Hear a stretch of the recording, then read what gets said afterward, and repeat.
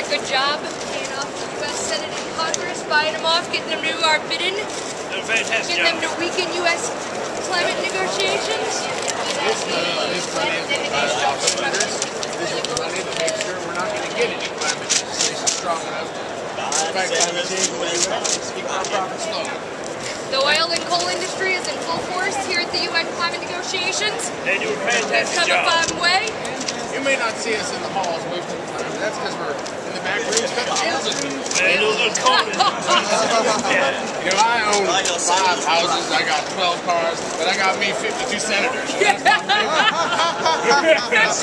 senators. 52 senators. And I tell you, those senators, it always comes so cheap, but compared to the price that we're costing the environment, I think it's awful cheap indeed. Oh yeah, it is.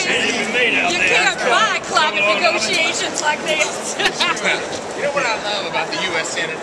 The United States has emitted more carbon into the atmosphere than any other country in the history of the world. Oh yeah. Just 100 guys, most of them, and you just pick off a few of them and you can stop anything from changing for years on end. Do anything you want. It's just about the best bargain I've ever seen in these parties. Profits, not jobs. We used to have a guy in the White House, and that was nice, but now we still got enough of a hold on the Senate to stop the U.S. from doing what it needs to do, and I think as long as we can keep this up, we can make sure there won't be no climate bill in the U.S. We can stop a real deal here in Copenhagen and just keep on right at the end. Huzzah! Huzzah! Oh yes. When I started in this business, I thought I might have 10, 20 years tops before the world wised up to all the poison we were spewing, but it turns out you can keep doing this thing for decade after decade after decade until, you know, American people. Certainly is. I'm here to protest the island countries that are claiming we need something strong and binding and ambitious. Don't get me started on them island Don't get me started on them island nations either. They don't understand.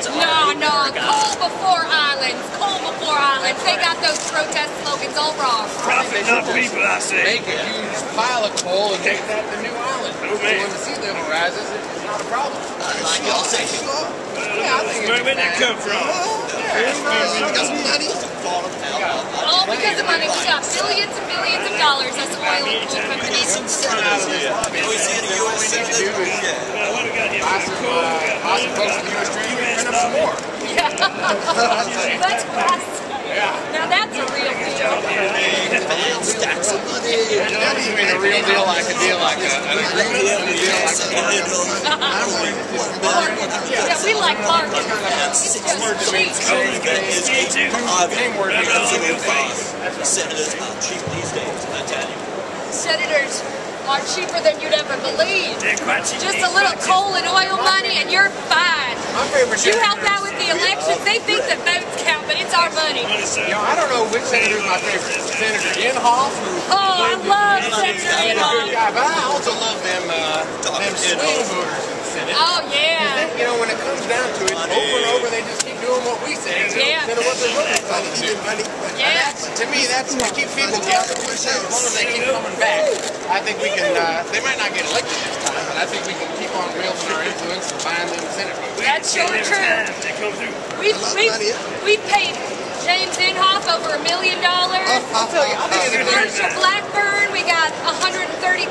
You know, it ain't nothing for what we're getting out of I'll tell you it. the thing I'm thinking about a lot lately. I'm thinking about them subsidies. We get $10 billion a year. Oh, I love those $10 subsidies. billion taxpayer money for us fossil fuel industry. I'm just hoping that nobody moves those over to climate finance.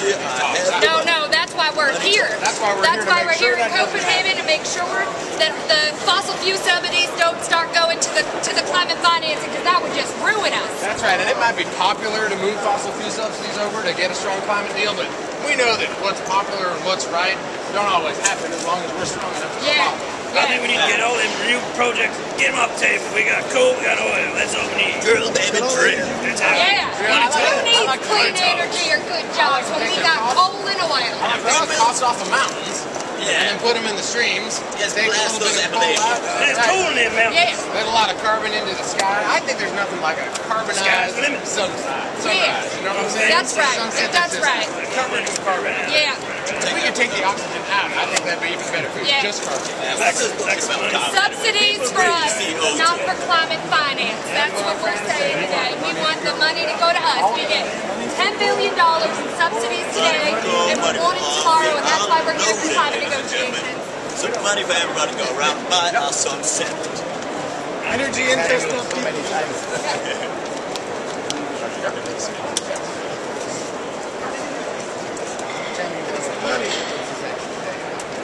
We're a group of lobbyists for the fossil fuel industry, big coal and big oil, and we're here to protest this idea of moving subsidies for fossil fuel companies over to financing for developing countries to fight climate change.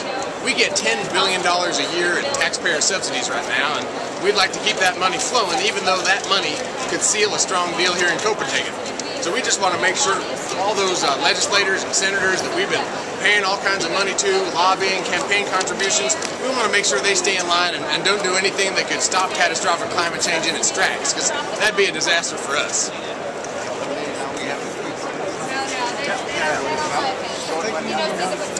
To get a strong climate deal here in Copenhagen will require billions of dollars to help developing countries adapt to climate change and to grow in a clean, green way. And the United States spends $10 billion a year right now on subsidies to fossil fuel companies. The new poll found that a strong majority of Americans would rather move those subsidies for big oil and big coal, move that into financing to help developing countries fight climate change. It's a popular idea, and we're hoping that President Obama and the U.S. Senate see the light and support moving fossil fuel subsidies into climate financing so we can get a real deal in Copenhagen and stop catastrophic climate change before it hurts us all.